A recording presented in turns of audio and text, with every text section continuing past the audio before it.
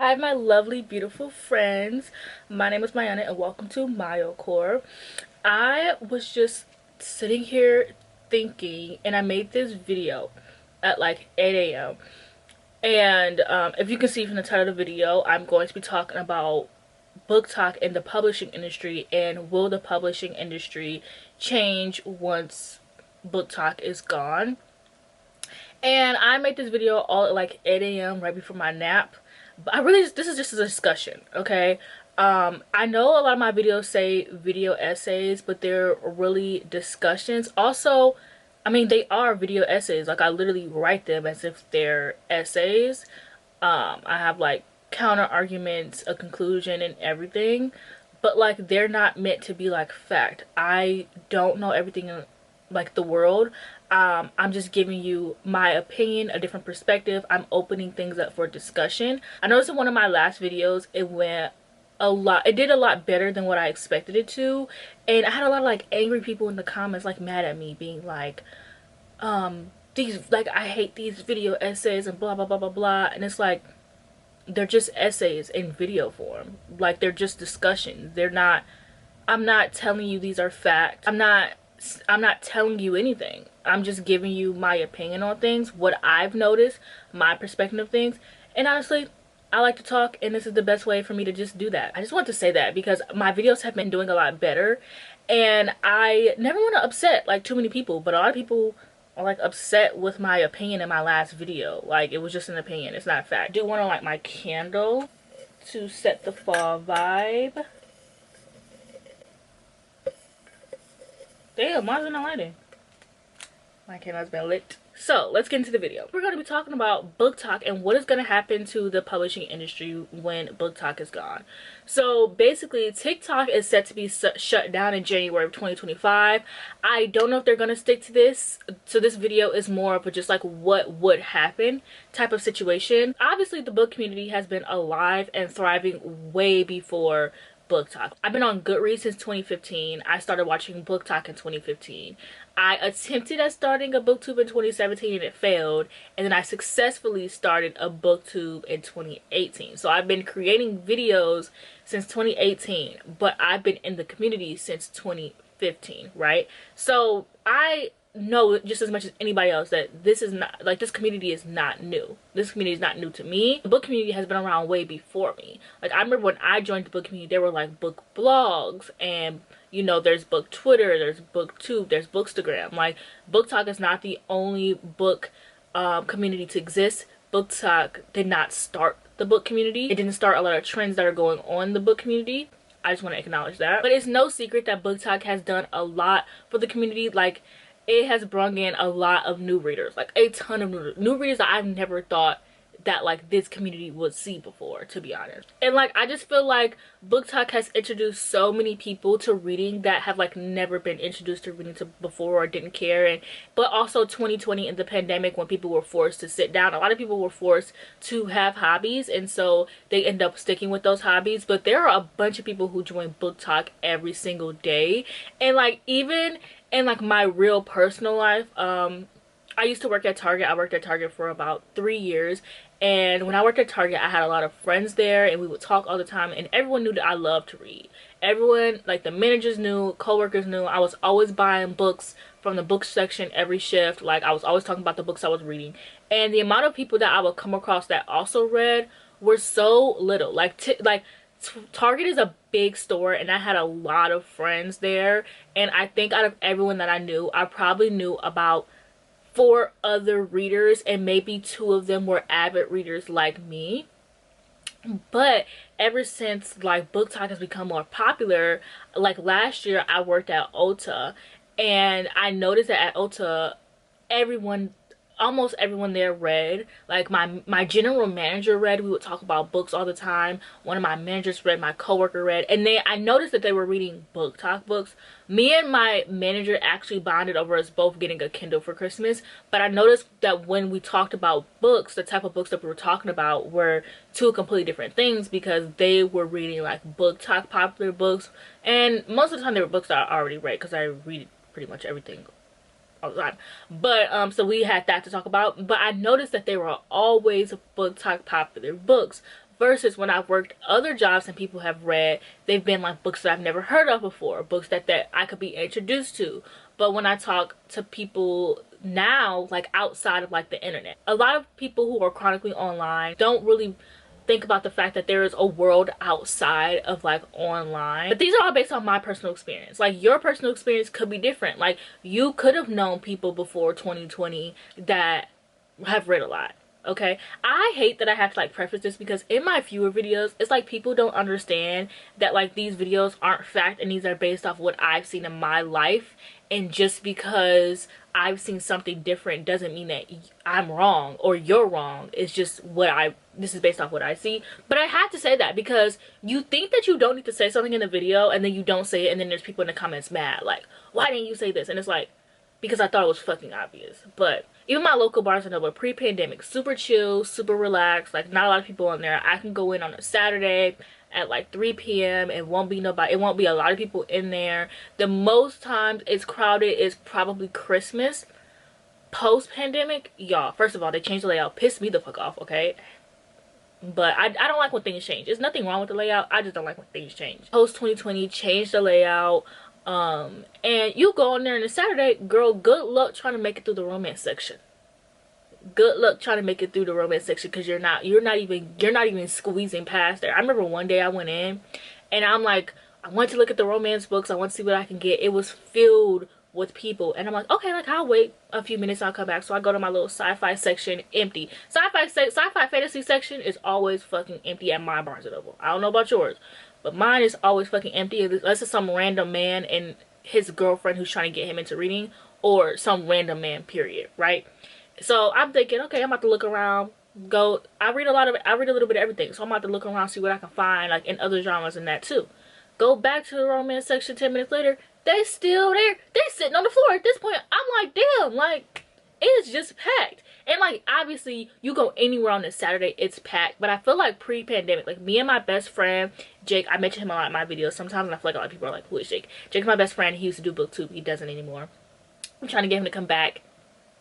I don't think it's happening. But anyways, we used to go to Barnes & Noble. We used to have Barnes & Noble dates. We would go all the time on Saturdays, and it would be practically empty. And we would go to that same Barnes & Noble after the pandemic, and it just like, it's so different. Like it's so packed now, and I love that. Yeah, I remember seeing articles, and I don't know where to find those articles, because I have tried to look them up but I can't find them. And so I know talking about an article that I can't find, like it's redundant because nobody has proof. But you're just gonna, it's just an article, it's not that serious, you're just gonna take my word for it, okay? I remember seeing articles about how Barnes & Nobles were some Barnes & Nobles were set to shut down because of lack of business. And then the pandemic happens, and then there ended up being Barnes & Nobles that were being opened up more. And it's like, because of booktok and the pandemic and people reading more often, now people are like getting out there and buying books, and like Barnes & Noble didn't have to like shut down anymore. Even like publishing, booktok has changed so much. Granted, I think a lot of the books are shitty now, and authors are really lazy, and they're getting away with writing 500-page romances about filled with tropes that are popular, that they know will grip the audience, versus writing something actually genuine. But it did put a lot of authors on the map. I feel like it saved a lot of authors' careers. Like authors now have a better chance of like finding their audience. There are so many authors that I've met and became friends with actually because of booktok, and I've been introduced to their work. And I've even found like, all I've ever wanted was an adult sci-fi book with the black girl as the main character. And the fact that I found exactly that through booktok, I would have never found that if it wasn't for booktok. Like it put a lot of authors on the map. It allowed a lot of authors to expand their career, and even older authors who have been around for a long time but they've kind of been like stuck in that limbo, it allowed them to get more popular. And even because of like the whole romanticy genre, Goodreads has now made that a genre on the Goodreads like Choice Awards. Like I said, I've been on Goodreads for years, and I don't remember them ever, like I don't think they add new genres often. People like them, and they are popular. So, and I think that's great. Romanticism is one of my least favorite genres I've read. I've read a little bit of everything. The genre focuses way too much on the romance instead of the fantasy, and no matter how much people tell you that it's not going to, their lie. And even when they tell you to read fantasy romance. It still focuses a little bit too much on the romance than the fantasy for me. Like, it's just not happening. Literally the same with no diversity. They're all white girls with like red hair or silver hair or like some random hair color. Smuts are insanely terrible, and all of them are enemies to lovers, but they're never truly enemies to lovers. It's just marketed that way so people want to read it. Like, I have my issues with fantasy romance, but Goodreads even made that a like subgenre to vote for the Goodreads Choice Awards because it's so popular.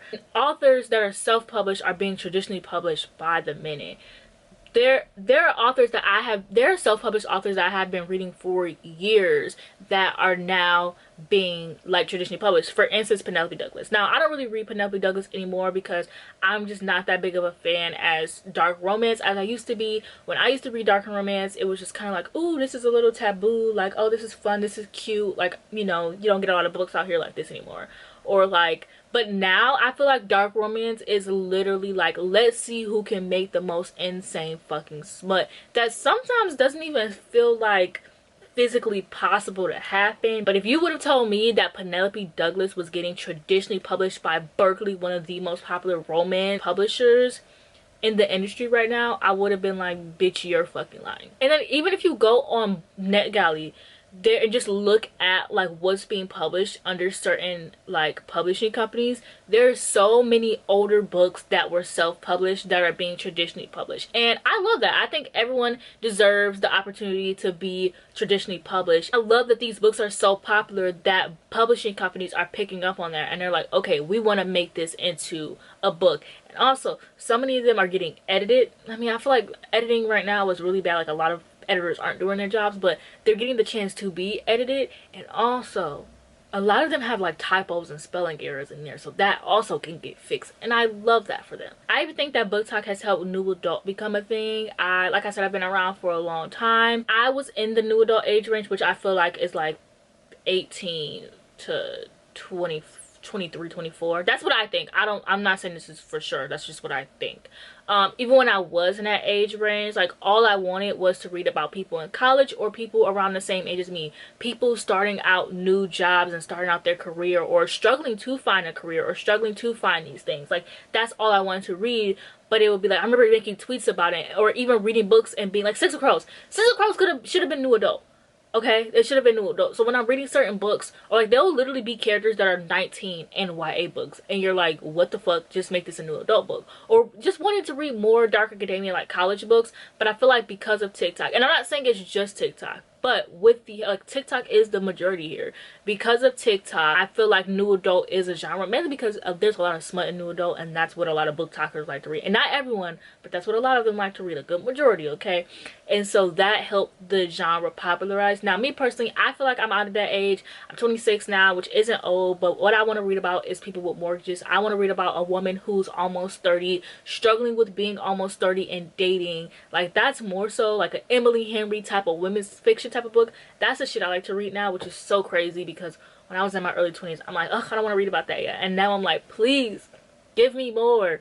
I need more. Like, that's why Emily Henry is my girl. Like, love her down because she's writing about the things that I want to read. But I feel like BookTok has helped push new adults become, and it's not really a thing, but it kind of is. Publishing, I feel like publishers don't really want it to become a thing, so they're like pushing back, but readers and authors want it, so they're also pushing back. So there's like this like push, so it's like kind of like in the middle. That's just what I feel. I don't know for sure though. And I mean, BookTok has their own tables at bookstores.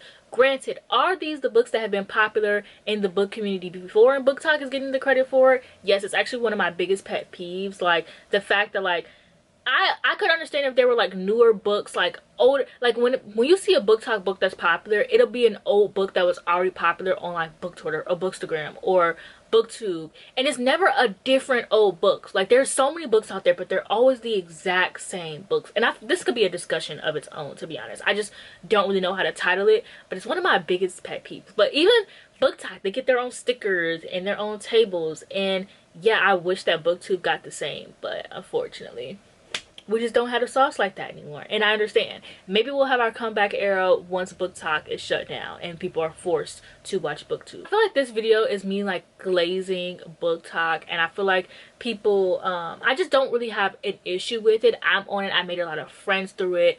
I have my issues with it. I can recognize the problems with BookTok, but it's also like not that serious to me at the same time. Not my favorite thing ever. My world isn't falling apart. TikTok definitely has its issues, like that weird girl on BookTok who sexualized the hockey player, and then when the wife was like, hey, we're uncomfortable with this, she was like, you used to be okay with it but now you're not, which is like, that's consent. And the thing that I love the most about consent is it can be given and taken away at any given moment. Doesn't matter when. That's your right to consent. It's even had people who, like, whenever you criticize a book, they're like, oh my gosh, this is so negative, you shouldn't be criticizing this, blah blah blah blah blah. Then there's also authors who were way too into the community space, and like, I get it, a lot of them have to promote their books, and a lot of publishers want them to be on BookTok to promote their books. I just feel like there are too many authors in reader spaces because of BookTok. You guys think, like, do you think the book community will go back to normal after this? Like, what do you think will happen to BookTok tables? Will that still be a thing? Will less insane fucking books go viral for being insane, and authors trying to see if they can write the most insane scenes so they can go viral? How many people will get bored of reading, or will more people join? Like, will those people switch over to different communities like Bookstagram, Book Twitter, or BookTube, or will they just kind of like stay off the internet? I don't know. I'm just very curious. There's no denying that BookTok has changed this community, but it's also done a lot for this community, from keeping Barnes & Noble afloat to introducing more people to the community. I'm just really interested on what people think, and like I said, this is more so just a discussion rather than anything else. But I think that I've said all I have to say. Also, my camera's overheating, and y'all know how that goes. So yeah, thank you for watching this video. Don't forget to like, comment, subscribe, and I'll see you guys in the next one.